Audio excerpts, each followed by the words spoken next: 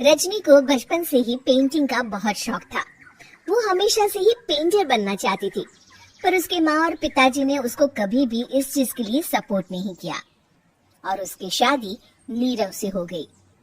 नीरव रजनी को बहुत प्यार करता था, पर रजनी हमेशा चुपचाप ही रहती। वो इस शादी से खुश नहीं थी। वो ये शादी नहीं करना चाहती थी। उसे तो हमेशा से पेंटर जो बनना था। अपने इस सपने को वो नहीं पूरा कर पाई, इसलिए वो हमेशा उदास रहती थी। रजनी, बहुत ही बढ़िया फिल्म लगी है, कल देखने चले? नहीं जी, कल मुझे बहुत काम है, मैं नहीं जा पाऊंगी। अच्छा तो कोई बात नहीं, संडे को चलते हैं। देखिए, मुझे फिल्म देखना पसंद नहीं है, आपको जाना है तो चले जाइए।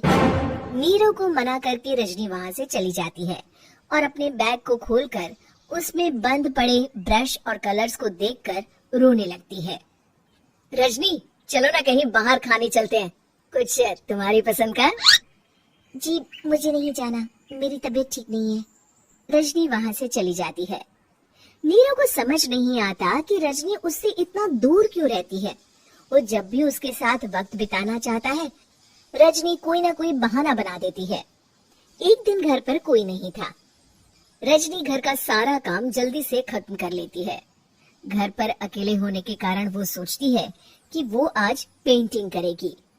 वो अपने कमरे में जाकर पेंट ब्रशेस और कलर्स निकालकर जैसे ही कलर मिक्स कर रही होती है कि दरवाजे पर बेल बज जाती है। अब कौन आ गया इस वक्त? इतनी मुश्किल से तो मुझे पेंट करने का मौका मिला है। रजनी दरवाजा खोलती है तो उसकी सास अपनी सहेलियों के साथ खड़ी होती है और सब घर के अंदर आ जाते हैं। अरे बहू, सबको शरबत बनाकर पिला दे, बाहर तो बड़ी गर्मी है। उफ। जी। रजनी पेंट ना कर पाने से उदास हो जाती है। उसे गुस्सा भी आ रहा होता है कि उसने इस शादी के लिए हाँ क्यों कह दी। वो रसोई में जा रही होती है कि उसकी सास उसे रोकती है। बहू, सबके खाने का भी इंतजाम कर लेना, आज का लंच तो ये सब यही करेगी। हाँ। रजनी बिना कुछ कहे रसोई में चली जाती है। सबके लिए खाना बनाती है। सब खाना खाते हैं और रजनी घड़ी देखती है कि ये सब कब जाएंगे ताकि वो अपनी पेंटिंग कर सके। जब शाम होती है तब सब चले जाते हैं अपने घर।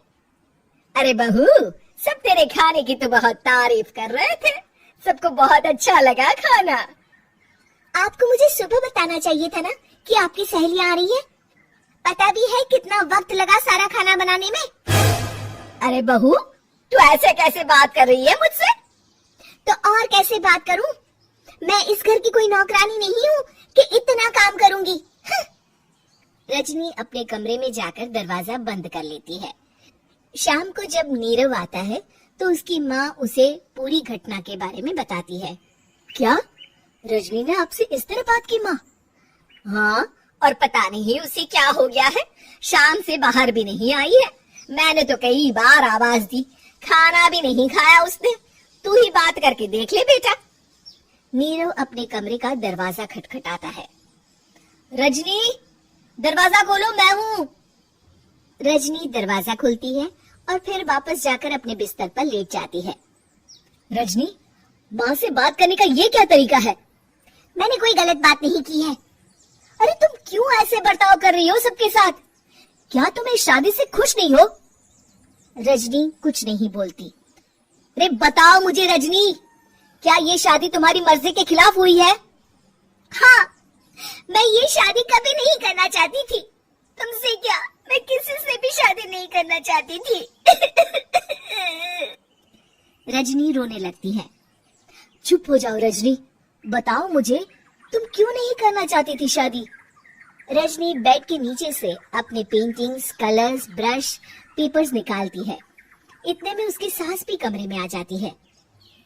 ये देख रहे हो, ये थे मेरे सपने। मैं पेंटर बनना चाहती थी, पर माँ पापा ने कभी सपोर्ट नहीं किया और मेरी शादी करवा दी। मेरे सारे सपने टूट गए। हर वक्त बस गुस्सा आता रहता है मुझे। मैं जानती हूँ कि आप लोगों की इसमें कोई गलती नहीं है, पर मैं क्या करूँ, मुझे समझ में नहीं आता।